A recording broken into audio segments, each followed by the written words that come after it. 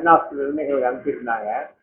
இந்த குழந்தைக்கு 2 மாசத்துக்கு முன்னாடி விளையாடும் போது குச்சி ஒண்ணு உள்ள போய் கண்ணுக்கு சைடுல உள்ள போய் உள்ள உடைஞ்சதுனால அது தெரியல. அந்த குழந்தைக்கு சொல்லவும் தெரியல. அந்த பெற்றோர்கள் என்னன்னு தெரியாம ஒரு அடிபட்டுக்கு லேசா தான், ஒரு சென்டிமீட்டர் அளவு தான் அடிபட்டு வச்சு அதுக்கு அவங்க வைத்தியம் பண்ணிட்டு இருந்தாங்க. அங்கே டாக்டர்லாம் காமிச்சிருக்காங்க. அது யாரும் இந்த மாதிரி குச்சி உள்ள போய் உடஞ்சிருக்குங்கிறது யாருக்கும் தெரியல. அவங்களுக்கு அந்த குழந்தைக்கும் சொல்ல தெரியல. உள்ள போய் உடஞ்சதுனால அது வெளியவும் ஒன்றும் தெரியல. கண் ஆஸ்பத்திரி சென்னைக்கு ஒரு நல்ல பேர் இருக்கு. அதாவது மெக்கா ஆஃப் ஹெல்த் கேர்னு இருக்கு. வடநாட்டுல இருந்து எங்களுக்கு நிறைய நிறைய நோயாளிகள் சென்னைக்கு வைத்தியம் பண்ணுவாங்க. அதே மாதிரி இந்த குழந்தையும் இங்க எம்ஆர்ஐ ஸ்கேன் பண்ணதுல அதை சுற்றி கண்ணுக்கு சைட்ல உள்ள போய் கண்ணு வழியா மூளை போய் மூளைக்கு ரத்த குழாய்க்கு பக்கத்துல அதை டேமேஜ் பண்ற மாதிரி இருந்தது.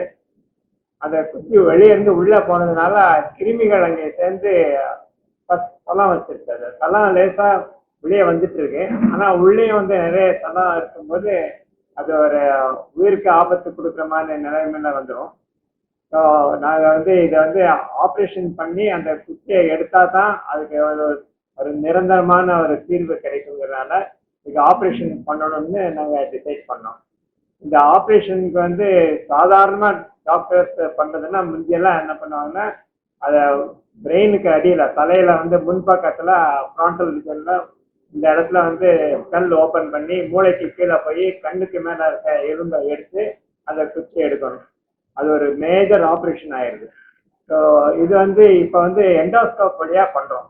எண்டோஸ்கோப்ல பண்ணும்போது அது வெளியே எந்த ஒரு தழும்புமே ஒண்ணுமே கிடையாது. பட் ஆனா மூக்கு வழியா உள்ள பண்ணும்போது அந்த குச்சி எந்த இடத்துல இருக்குங்கிறது கரெக்டா கண்டுபிடிச்சு அது ப்ரிசைஸா அங்கே போய் அந்த குச்சியை பார்த்து அதை எடுக்கணும். வேற நரம்பெல்லாம் டேமேஜ் ஆகாம எடுக்கணும். அதுக்கு நாங்க அந்த நேவிகேஷன் சிஸ்டம், எண்டோஸ்கோபிக் மேக்னிஃபிகேஷன் அதெல்லாம் யூஸ் பண்றோம். நம்ம புதுசா ஒரு இடத்துக்கு போறோம்னா ஜிபிஎஸ் யூஸ் பண்றோம் கார்ல. ஜிபிஎஸ்னா நம்ம எங்கே இருக்கோம், எந்த இடத்துக்கு போகணும், எப்படி போகணும்னு நமக்கு ஐடியா கிடைக்குது. அதே மாதிரிதான் இந்த நேவிகேஷன் சிஸ்டம் ஒரு ஜிபிஎஸ் மாதிரி. ஸோ மூக்குல இருந்து எந்த இடத்துல அதை கண்ணு ஓப்பன் பண்ணி அது பிரெயினுக்கு போற இடத்துல எப்படி போகணும், அந்த குச்சி எந்த இடத்துல இருக்குங்கெல்லாம் அந்த ஜிபிஎஸ் பார்த்து அது கரெக்டா அந்த குச்சியை எடுத்து இந்த தளத்தையும் எல்லாத்தையும் எடுத்ததுனால அந்த குழந்தைக்கு இப்ப உயிருக்கு ஆபத்து கிடையாது. ஆல்ரெடி இந்த கண் பார்வை 90% ஆல்ரெடி டேமேஜ் ஆயிடுச்சு. இப்போ அந்த 10% அப்படியே இருக்கும். மேற்கொண்டு வருமா இல்லைங்கிறது நம்ம பார்த்தா சொல்லணும்.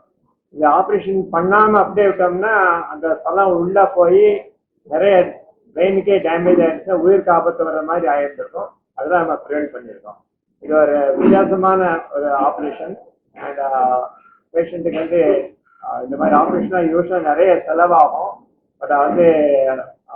பட் சேர்மன் ரொம்ப மனிதாபத்தோடு இது ரொம்ப கன்செஷன் கொடுத்து ரொம்ப மினிமல் எக்ஸ்பெண்டிச்சர்ல பண்ணியிருக்கோம். இந்த மாதிரி நாங்கள் இதுக்கு முன்னாடி கூட இந்த மாதிரி நிறைய கேசஸ் பண்ணியிருக்கோம்.